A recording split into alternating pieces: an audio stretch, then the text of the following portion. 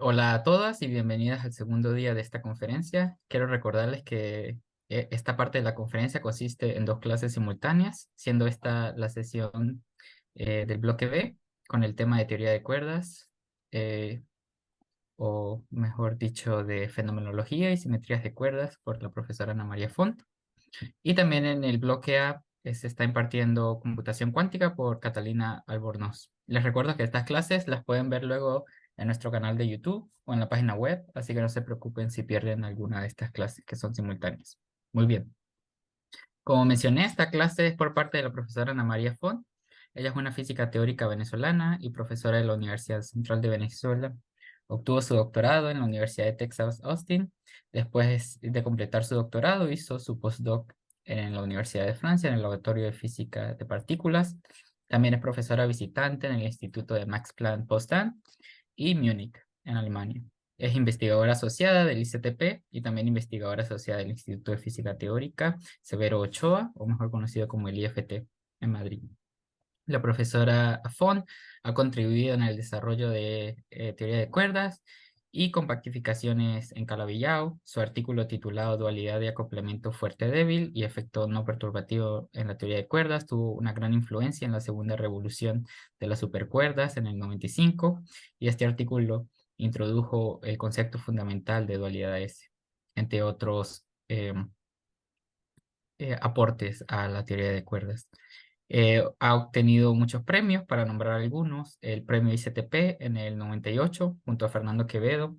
Además, el año pasado fue galardonada con el premio L'Oréal UNESCO para mujeres en ciencias por sus importantes contribuciones a la teoría de cuerdas y fenomenología.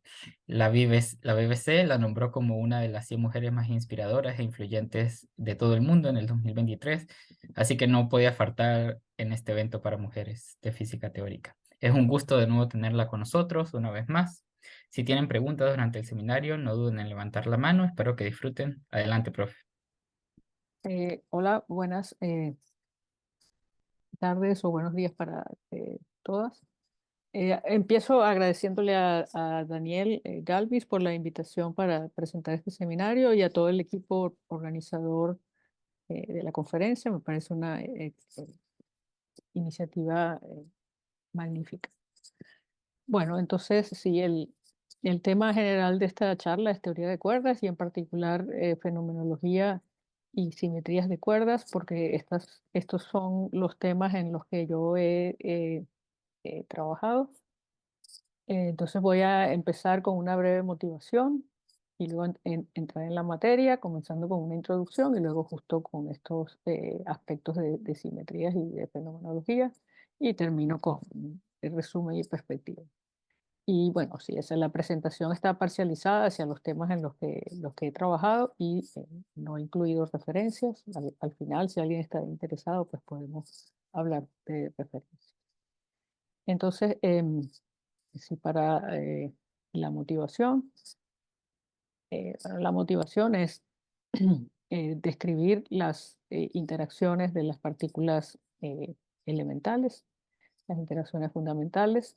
Ahora conocemos el modelo estándar que describe en las partículas constituyentes de la materia, los quarks y los leptones, y las partículas portadoras de fuerzas, y incluye también al Higgs. O sea, aquí esta es la especie de tabla periódica del modelo estándar. A un nivel más formal, el modelo estándar es una teoría cuántica de campos de calibre, es decir, describe las interacciones fuertes y electrodébiles en ese formalismo. El grupo gauge de calibres es un 3 por eso 2 por 1, los portadores de fuerza, los gluones para las interacciones fuertes y los bosones W, Z y el fotón para las interacciones electrodébiles. Por ruptura espontánea de simetría, los bosones W y Z adquieren masa. Una característica muy importante del modelo estándar es que es quiral, lo cual quiere decir que las componentes izquierdas y derechas de las partículas transforman de forma distinta bajo el grupo Gauge. Am, y bueno, el hecho que es una teoría cuántica de campos de calibre, pues quiere decir que se describe en términos de un lagrangiano eh, y bueno, con los términos usuales cinéticos eh, para los campos Gauge, la parte de Dirac para los quarks y leptones, las interacciones entre el Higgs y los fermiones que a través de acoplos Yukawa, que son los que van a darle masas eh, a los quarks y leptones, y luego justo el término, el lagrangiano del Higgs, incluyendo el famoso potencial del sombrero. La, eh, con, con este lagrangiano, usando las reglas de la teoría cuántica de campos, pues podemos describir todos los procesos que involucran a las partículas en el modelo, como choques de electrones, por ejemplo, o corrientes neutras, o, o choques de quarks, y los describimos eso en términos los procesos se describen en términos de diagramas de Feynman, construidos con los vértices fundamentales que leemos del Lagrangiano. Las, eh, las predicciones cuantitativas para los procesos eh, que describe el modelo estándar están en completo acuerdo con los resultados experimentales de gran precisión. O sea, en esta tabla se ven, bueno, aquí por ejemplo ven cómo los resultados eh, coinciden con las predicciones, los resultados de los experimentos y la teoría coinciden. Sin embargo, eh, el modelo estándar deja muchas preguntas abiertas. Una, eh, por ejemplo, es que tiene varios parámetros libres, como las constantes de acoplos en las distintas interacciones de gauge, las masas de quarks y de los leptones también son libres. De hecho, está lo que se llama el problema del sabor, es que no se sabe por qué solo hay tres generaciones o por qué hay tres generaciones de materia, por qué las masas de las partículas de la eh, segunda generación son mayores que las de la primera y las de la tercera mayores que las de la segunda, porque los neutrinos tienen el patrón, tienen unas masas muchísimo menor que las de las otras partículas. El modelo no explica la materia oscura, no explica la simetría entre materia y antimateria. Si queremos, ya a un nivel más teórico, nos explica por qué justamente ese grupo de calibre, por qué la materia aparece justo en las representaciones que escribí antes, por qué la masa del Higgs no se modifica por correcciones radiativas y tal vez más fundamental, vemos que el modelo estándar no incluye gravedad. O sea, entre los portadores de fuerza que estaban al principio, que les mencioné al principio, pues no aparecía el gravitón, el que es la partícula mediadora de la interacción gravitacional. Eh, por otro lado, justo para gravedad, tenemos una teoría clásica, que es la relatividad general de Einstein, y algo que sabemos es que la magnitud de la fuerza gravitacional es proporcional a la masa, equivalente a la energía, y esto nos dice que la fuerza gravitacional se hace más intensa a altas energías. De hecho, a energías del orden de la llamada escala de Planck se hace comparable a las interacciones fuertes y electrodébiles. Ahora, esta escala de Planck en energía, por ejemplo, 10 a la 19 gigaelectronvoltios, está totalmente fuera del alcance de los aceleradores como el LHC, donde se llega a 10 a la 4 gigaelectronvoltios.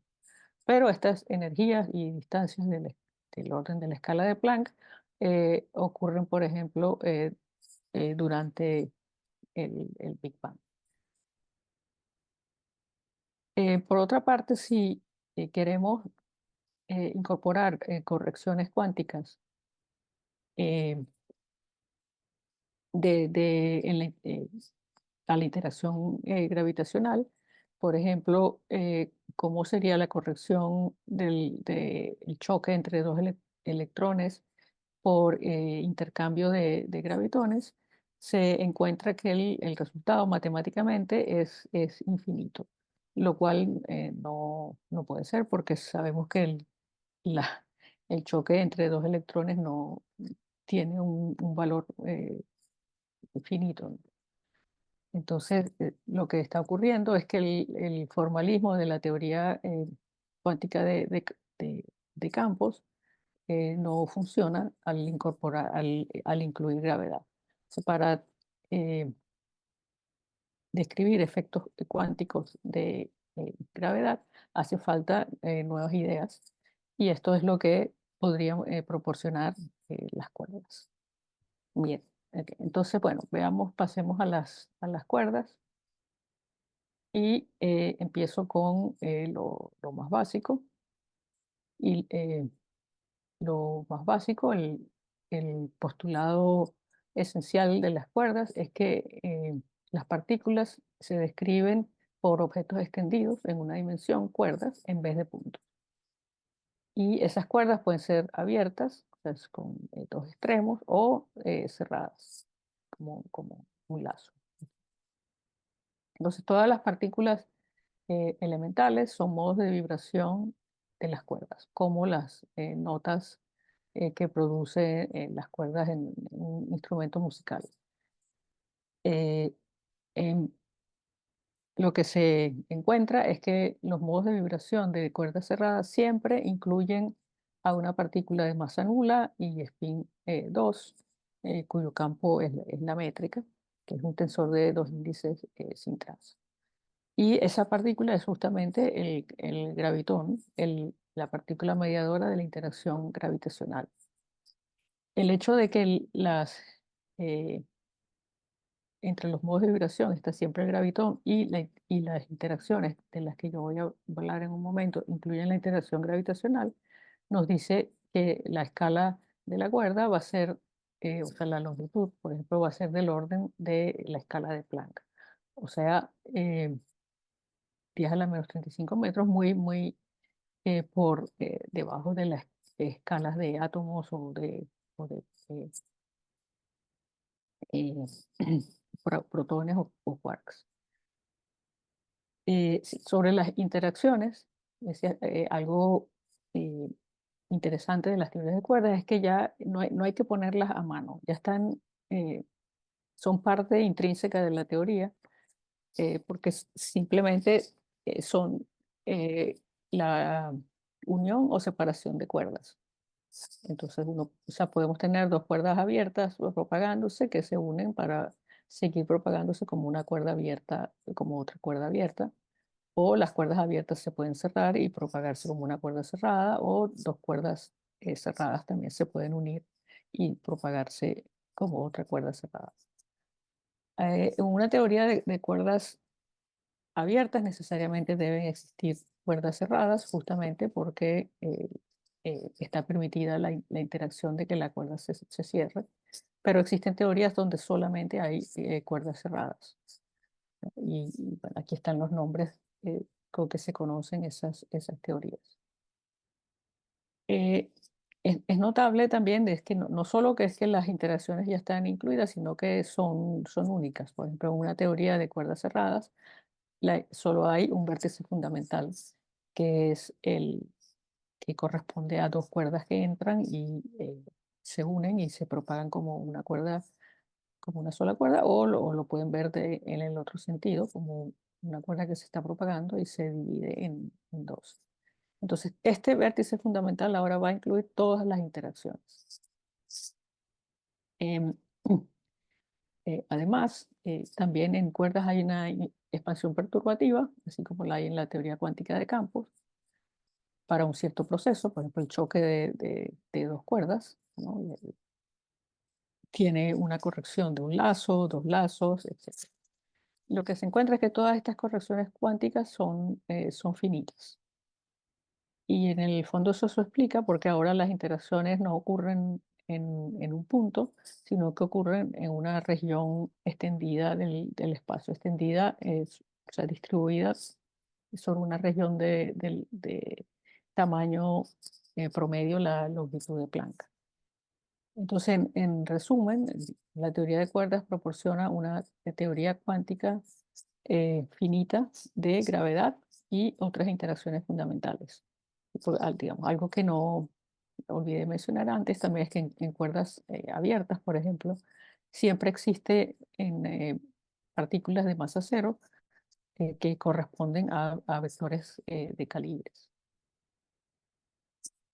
Em, pero, siempre hay un pero, la teoría de cuerdas necesita condiciones adicionales para ser consistente. Una es su supersimetría, necesaria para eliminar partículas taquiónicas de masa cuadrada negativa y para obtener fermiones en el espectro. O sea, los quarks y los leptones son fermiones y para eso es necesario que las cuerdas tengan la propiedad adicional de supersimetría.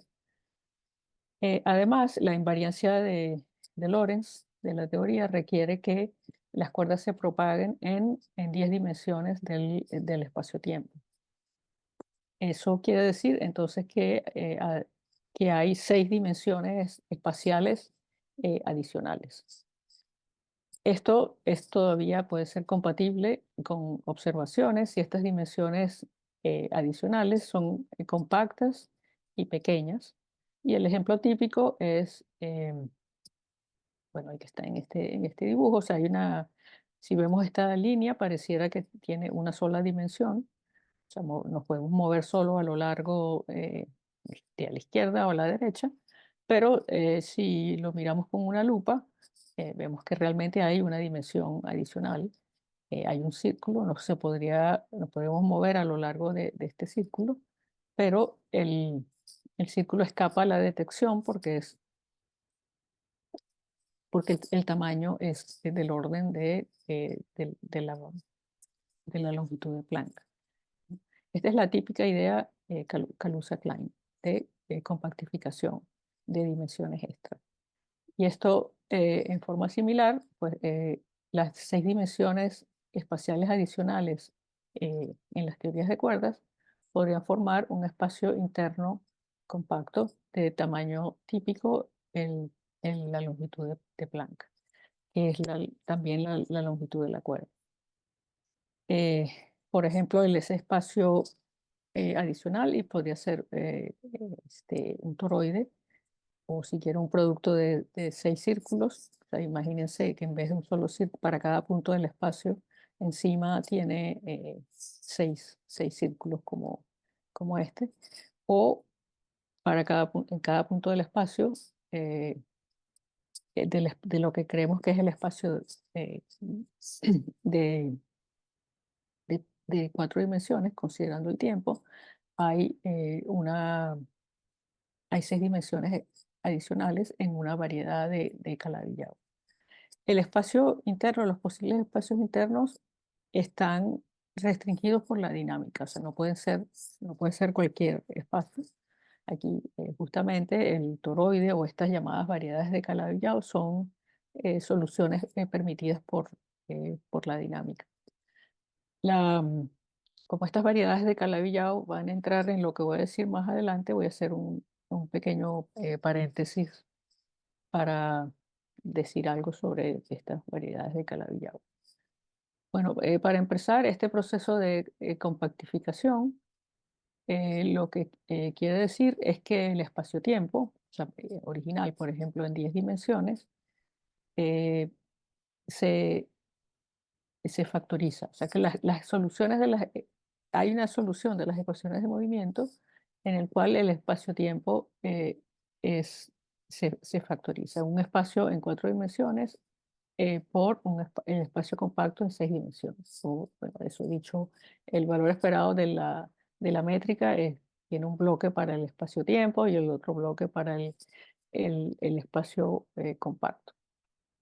Si imponemos la condición de supersimetría en 4 dimensiones, que es, de nuevo, nos va a garantizar la estabilidad de la solución, Entonces se encuentra que esta variedad es esta llamada, es del tipo Calabi-Yau, la variedad interna.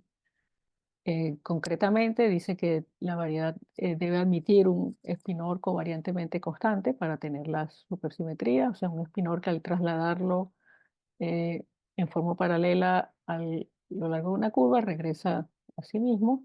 Y a su vez eso dice entonces que esa variedad admite coordenadas complejas y una métrica de Kähler, o sea, su métrica se escribe en términos de derivadas de una función.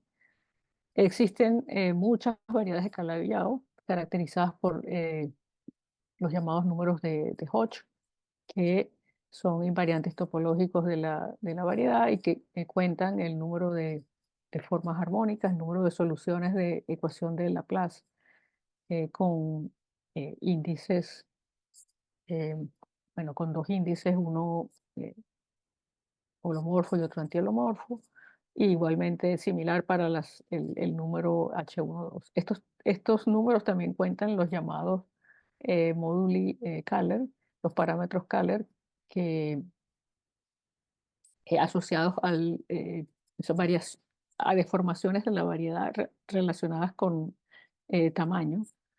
Y las otras, los H12, los moduli de estructura compleja, que son deformaciones de la variedad asociadas a a la forma. Y bueno, en un momento les voy a dar unos ejemplos más concretos de qué son estos modulicales y de estructura compleja. Uno de los ejemplos más estudiados de Calabi-Yau es la llamada quíntica, que es una ecuación de grado 5 en un espacio CP4 y bueno, esa ecuación, o sea, la superficie está definida por una ecuación, o sea, este polinomio igual a cero en ese espacio. Y justo, por ejemplo, los parámetros estos H12 son el número de coeficientes que se pueden poner y seguir teniendo una ecuación de orden 5 homogénea. Bueno, entonces con esto cierro el paréntesis, sigo con las teorías de cuerda. Y eh, sí, entonces lo que sabemos es que hay realmente 5 teorías consistentes en 10 dimensiones que se distinguen todas son supersimétricas, pero se distinguen por el tipo de supersimetría que tienen, ¿no? Si son más o menos supersimétricas o si las supersimetrías derechas o izquierdas son iguales o no. A primera vista uno podría decir, ah, bueno, pero entonces hemos perdido aquí la unicidad porque ya no hay una sola teoría de cuerdas, sino que hay 5. Pero resulta que todas estas teorías están relacionadas por simetrías de dualidad. Entonces lo que sabemos es que estas 5 teorías, la heterótica, las dos tipos de teorías heteróticas, la teoría tipo 1 y los dos teorías tipo 2, más una teoría en 11 dimensiones, son puntos especiales en un espacio de parámetros de una estructura única que bueno, se le conoce como la teoría M. Entonces, bueno, esto lo que quiere decir, ¿no? Si vemos este eh, gráfico aquí esquemático, que es del espacio de parámetros de la teoría M, es que moviéndonos a lo largo de sus parámetros se pueden conectar las distintas teorías. Por ejemplo, esa tipo 2 y tipo 2A y tipo 2B, o las dos heteróticas, o las tipo 1 y la heterótica. Eh, esas son puntos de un espacio de parámetros de esta teoría M. Para esas distintas teorías, pues conocemos sus límites de bajas energías, sus límites de bajas energías son todas teorías de supergravedad, y conocemos el tipo de campos que tienen, por ejemplo. Para entender estas simetrías de dualidad, un concepto que fue muy importante, o sea, o para establecer esas simetrías de dualidad, un concepto que fue muy importante fue el concepto de branas o de P-branas. Entonces, en las teorías de tipo 2 tienen campos tipo potenciales. Aquí por ejemplo, estos campos que están por aquí, que se llaman campos Ramón Ramón, son como potenciales, bueno, este es realmente un potencial gauge, pero pueden ser eh, potenciales de varios índices, y ellos se acoplan a estas depebranas, que son objetos extendidos en p dimensiones espaciales. Y sus grados de libertad eh, corresponden a cuerdas abiertas con extremos en las branas.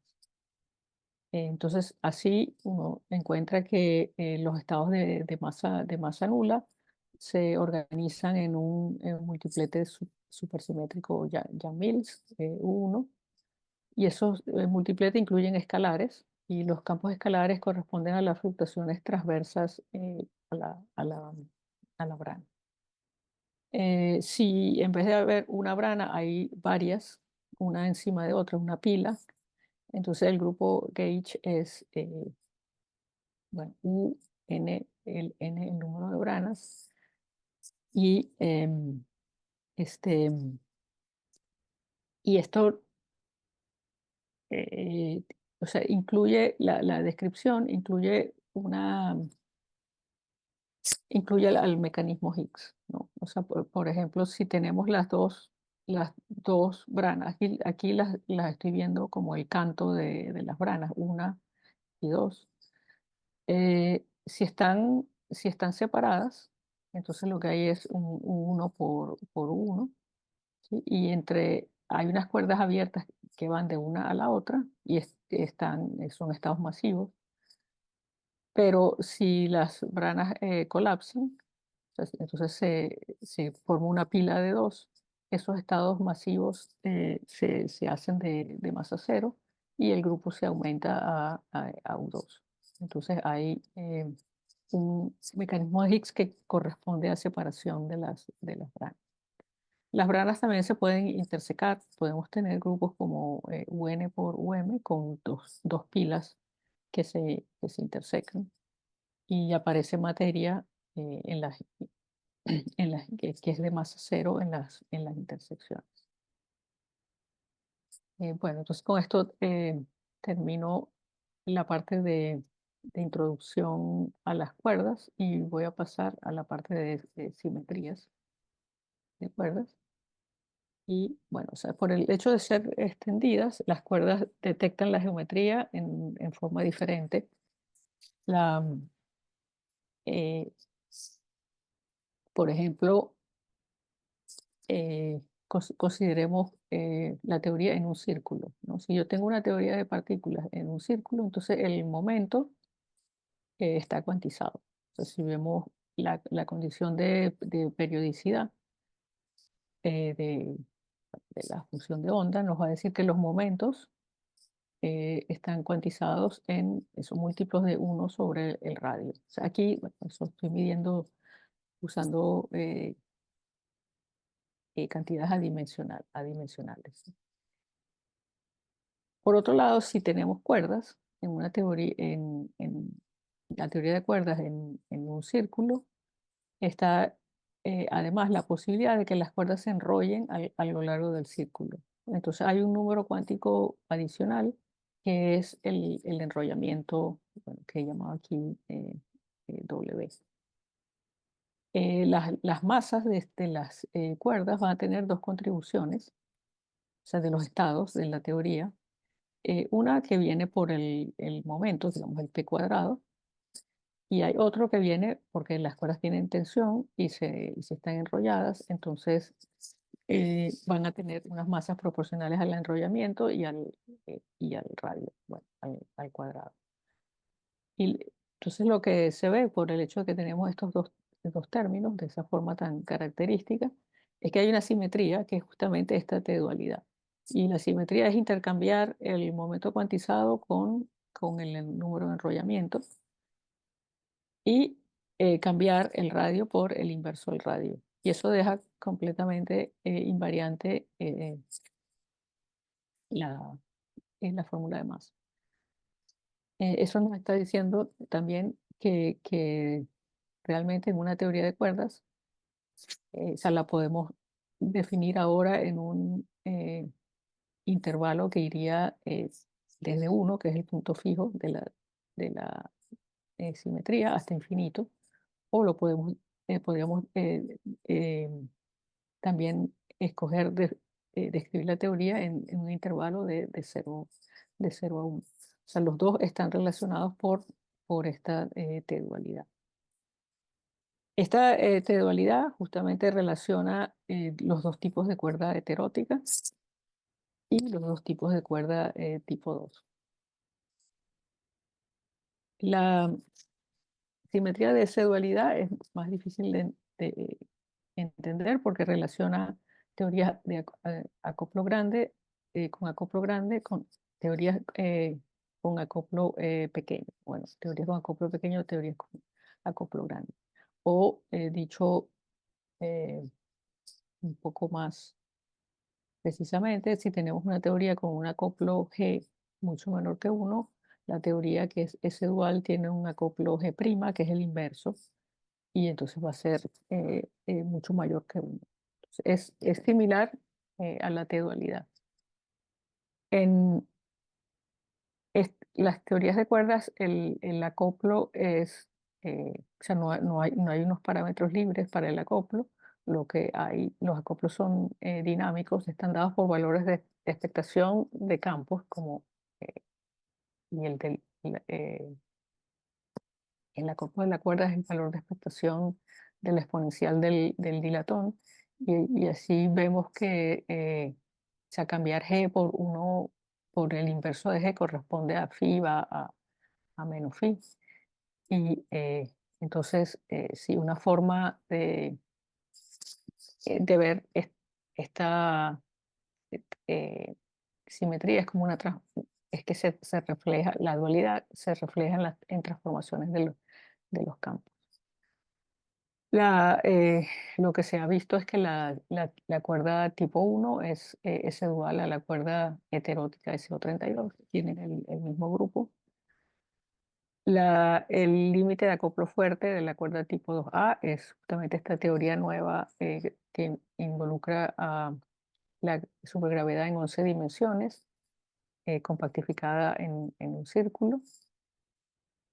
Y el límite de acoplo fuerte de la cuerda heterótica de 8×8 es también la teoría 11 dimensional, pero compactificada en intervalo. Bueno, eso como mencioné antes, la supergravedad, la teoría está relacionada con esta supergravedad en 11 dimensiones, y los objetos fundamentales son membranas acopladas al campo de, de tres índices de la supergravedad.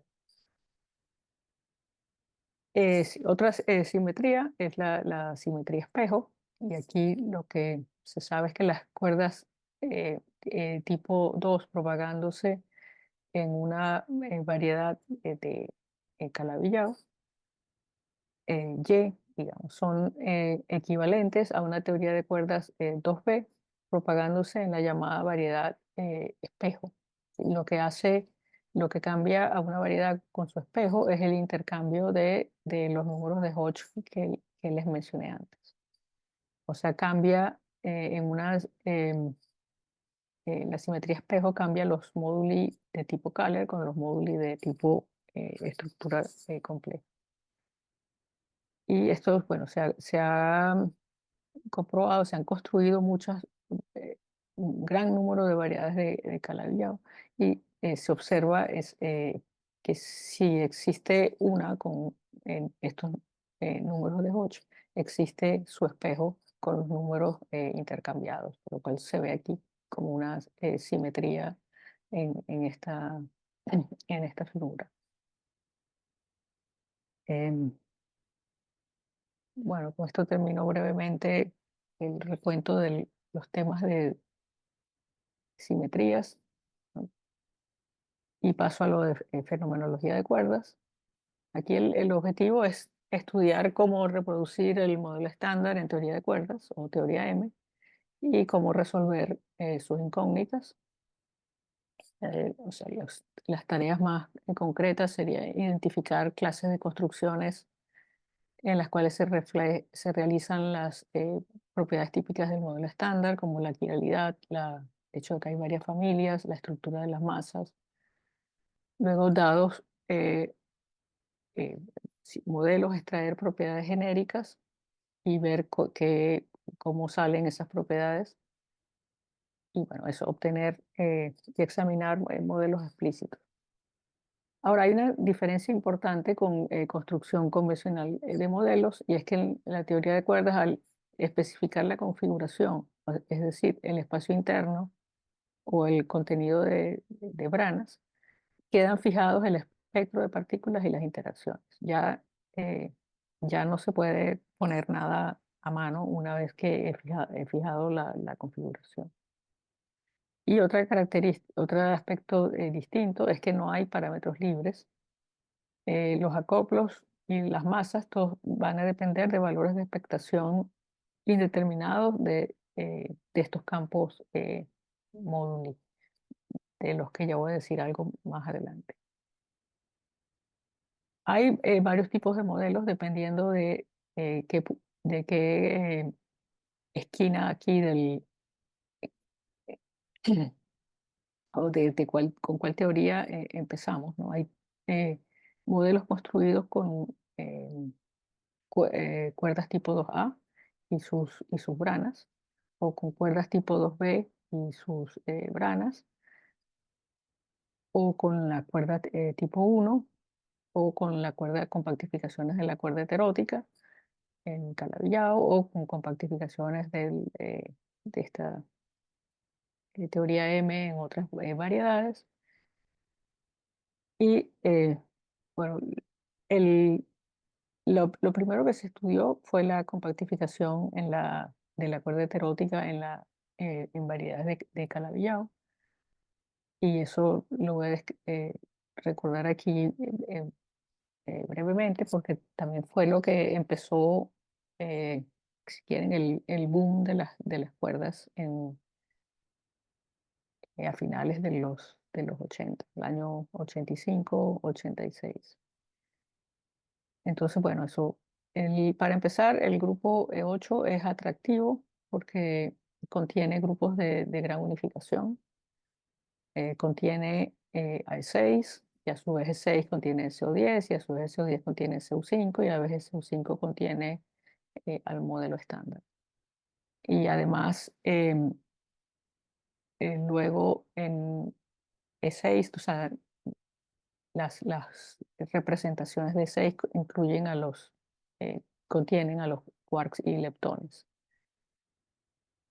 Bien, entonces, ¿cómo es la compactificación de la heterótica en calabillado? Bueno, esa se empieza en la teoría en 10 dimensiones y, como les decía antes, el proceso de compactificación es que el espacio factoriza, o sea, hay unos valores de expectación de la métrica, y aquí también por consistencia también hay que dar un valor de expectación a los campos de gauge de la teoría en 10 dimensiones, y esos valores de expectaciones están en SU3, su conjunto o sea, su grupo del E8, y eso es lo que rompe un E8 a este grupo de gran unificación E6. Y lo que entonces se encuentra además es que aparecen partículas de masa nula, fermiones de masa nula, que transforman en las representaciones 27 y 27 barras, o sea, serían quarks y leptones, y el número que aparecen en números dados por esos números de Hodge. Entonces, el número de generaciones, que es el número neto si quieren, de 27, es un invariante topológico de la variedad. Si se cambian estos valores de expectación eh, en el proceso de ir de 10 dimensiones a 4, se pueden obtener otros modelos más realistas, o sea, con grupos más pequeños, y o sea, con 3 generaciones, con las partículas del modelo estándar supersimétrico más el Higgs. O sea, esto bueno, se estudió, se han estudiado cómo obtener estos modelos. También es posible obtener así modelos semirrealistas con bueno, contenido de materia semirrealista, compactificando las dimensiones extras, no en un calabillado, sino en espacios llamados orbifolds, bueno, aquí representados esquemáticamente. Y el hecho es que al tener órbitos como espacios internos, ahí se puede describir en forma exacta la propagación. Mientras que en la propagación en los calabillados siempre hay que recurrir a las teorías efectivas de supergravedad. Bueno, aquí hay otro ejemplo de cómo por ejemplo, obtener el modelo estándar vía branas, el llamado modelo de Madrid, que es concretamente un orientifolio con tipo 2A de 6 branas. Hay 4 pilas de branas intersecándose. Eh, bueno, o sea, hay una pila que me va a dar la parte de color, SU3, y otras que dan las partes de SU2. Y bueno, para obtener todas las partículas del modelo estándar, este es el mínimo número de branas intersecantes que hace falta. Se obtiene justamente, o sea, por el número que hay, el grupo del modelo estándar y unos grupos adicionales, como ven, o sea, hay S1 adicionales, pero sus vectores de gauge son masivos. Y aquí el hecho de que aparezcan 3 generaciones se ve porque estas branas se intersectan 3 veces, justamente. Entonces, bueno, vía modelos con branas también se pueden construir modelos muy similares al modelo estándar. Algunas propiedades genéricas de los modelos que se han construido, bueno, es que todos tienen espectro chiral de fermiones, esto siempre sale. Hay hay replicación de generaciones, o sea, es natural que haya más de una generación. Hay unificación de acoplos, con o sin grupos de gran unificación, o sea, el acoplo gauge. Existen acciones, existen estos campos móviles que ya voy a decir más, y no hay simetrías globales. Todas las simetrías son gauge. Los módulos estos que he mencionado, bueno, son parámetros libres de la compactificación. Cambian el tamaño y la forma del espacio interno, pero no su topología. Ejemplo típico, el radio en una compactificación circular. Este radio puede cambiar. En una compactificación, en un toro, eh, hay un parámetro Kähler y un parámetro de estructura compleja. Ahí les decía, el parámetro Kähler está relacionado con tamaño, aquí sería con el volumen, ¿no? O sea, este toro se puede describir de forma más práctica como identificando lados de un paralelepípedo. Y entonces eso, el volumen bueno, sería el área de este paralelepípedo, es este parámetro T. Y bueno, y hay un campo antisimétrico eh, de la teoría que también entra en el parámetro T. Y el parámetro de estructura compleja, pues solo tiene que ver con la forma del toro, ¿sí? Con el cociente entre estos dos radios y este ángulo. En 4 dimensiones, los módulos corresponden a campos escalares. O sea, em, las fluctuaciones de estas son campos escalares en 4 dimensiones. Y como sus valores de expectación estén determinados, pues esos campos son de masa nula. O sea, no cuesta nada cambiarles el valor cambiarles, o sea, el valor de expectación. ¿No? O sea, aquí quise decir indeterminado. O sea, aquí esto es un error. Em, Ahora hay un problema porque estos campos de masa nula podrían mediar quinta fuerzas. Y además las constantes de acoplo siempre dependen de valores de expectación de estos campos. Entonces es necesario fijar ese valor de expectación. Y la, la solución entonces es generar un potencial para esos campos escalares. Y es posible generar ese potencial vía flujos.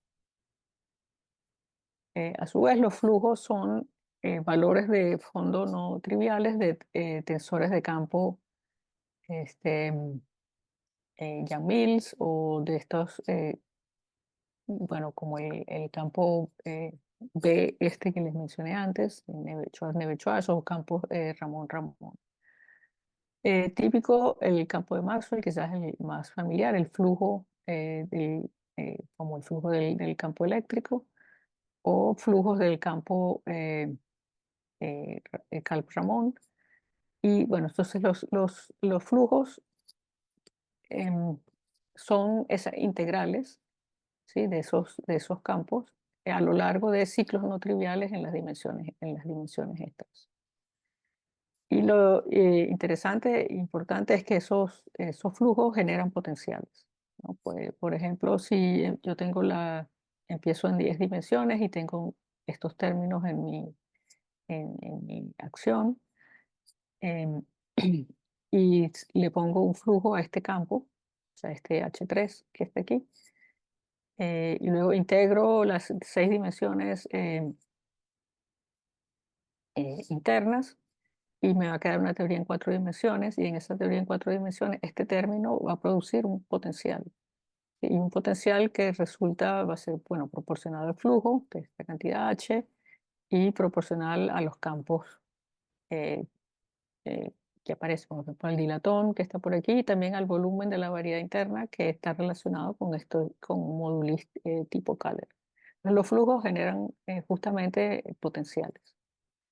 Entonces, esta eh, idea de incluir flujos para producir potenciales para los campos moduli es lo que lleva a la idea del llamado paisaje de las cuerdas o el string landscape, que es el conjunto de todas las soluciones de vacío. Eh, y bueno, hay un número inmenso de estas soluciones, ¿no? Porque hay muchos calabillados, en cada calabillado se pueden poner, tienen varios ciclos, se pueden poner muchos flujos, entonces siempre hay un gran número de soluciones donde estos moduli están estabilizados. En las soluciones genéricas, el espacio-tiempo es anti de Sitter con constante cosmológica negativa, pero existen modelos de Sitter con constante cosmológica positiva, aunque, bueno, sí, bueno, actualmente se cuestiona un poco la construcción de los modelos de Sitter. Em, un aspecto interesante de este paisaje de las cuerdas es que las transiciones cuánticas entre los estados de vacío, o sea, como el efecto túnel, permitirían una solución entrópica al problema de la constante cosmológica. Bueno, entonces ya para terminar, las cuerdas proporcionan un formalismo unificado para describir todas las interacciones fundamentales, incluyendo gravedad y a nivel cuántico. La formulación es sencilla, pero requiere dimensiones extra. Sencilla, quiero decir, los elementos básicos son sencillos, es solo proponer que en vez de puntos hay cuerdas. La compactificación de las dimensiones extras lleva a modelos con el contenido de materia y las interacciones del modelo estándar, pero realmente no se han hecho predicciones comprobables. Las simetrías típicas de cuerdas, tales como la T-dualidad y la S-dualidad, subyacen en la unificación de las teorías y restringen la dinámica. Hay otra dualidad muy importante que no mencioné, es la correspondencia ADS-CFT de eh, Maldacena. Y bueno, hay mucho por hacer. Profundizar el conocimiento permitiría hacer predicciones más precisas, describir nuevas propiedades físicas y matemáticas también. Una un desarrollo reciente es el llamado el programa de la Ciénaga, el Swampland, liderado por BAFA. Y aquí, bueno, el programa intenta establecer propiedades que debe cumplir una teoría efectiva de campos para ser consistente con gravedad cuántica. Es decir, busca determinar el efecto de gravedad cuántica de energías inferiores a la masa de Planck. Esas propiedades genéricas se plantean como conjeturas motivadas por teorías de cuerdas y características de agujeros negros. Una conjetura es la ausencia de simetrías globales en toda teoría consistente con gravedad cuántica, o sea que sea completa en el ultravioleta, y eso justo en teorías de cuerdas es así, no hay simetrías globales. Otra conjetura es la llamada conjetura de que la gravedad es la fuerza más débil, que dice que en una teoría eh, consistente con gravedad cuántica que tenga un grupo 1, siempre debe existir una partícula de eh, masa m y carga q tal que es, su masa bueno, sea mucho menor que la masa de Planck. O sea, la masa y la carga estén, o sea, bueno, o sea, en unidades de masa de Planck, la masa sea mucho menor que la carga. O sea, o sea, eso lo que dice es que la gravedad debe ser la fuerza más débil. Otra conjetura es la universidad de las cuerdas, es que toda teoría consistente con gravedad cuántica se puede realizar en teoría de cuerdas. Y bueno, esta es una de las áreas de actividad actual. Y con esto termino. Espero no haberme pasado mucho tiempo. Una pregunta. Em, Cuando hablas de la simetría de espejo, ¿qué tipo de predicciones o qué tipo de ventajas tiene esta simetría? Ah, eh, sí, un momento, déjame. eh,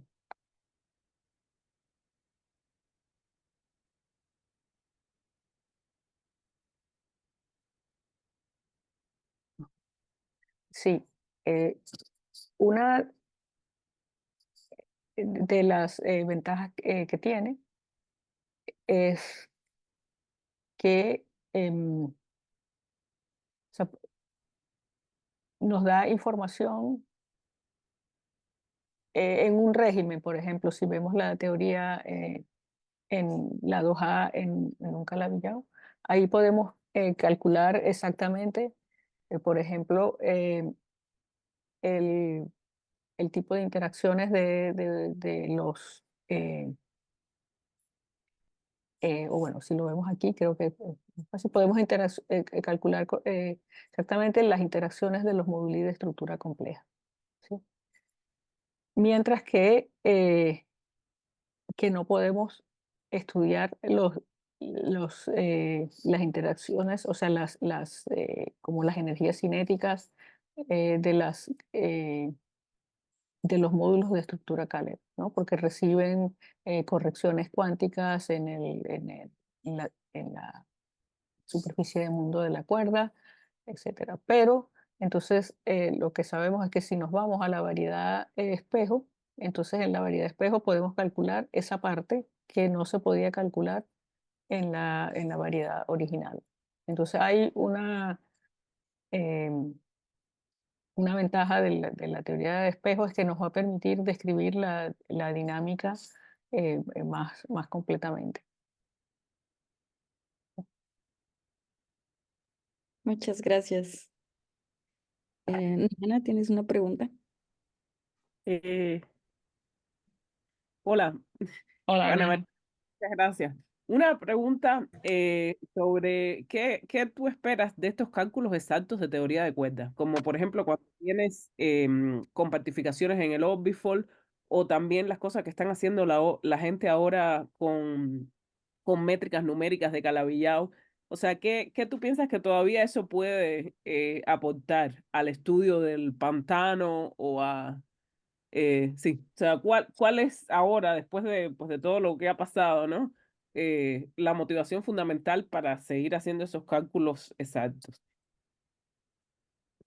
Em, bueno, yo creo que motivación, por ejemplo, es que muchos de estos modelos que se han construido eh, no se, no se han estudiado completamente a fondo para ver todas las consecuencias, ¿no? Justamente porque cosas como que no se sabía exactamente cómo era la métrica, ¿no? Ujú, Entonces, estos nuevos cálculos pues van a permitir estudiar más a fondo los modelos que sean potencialmente semirrealistas.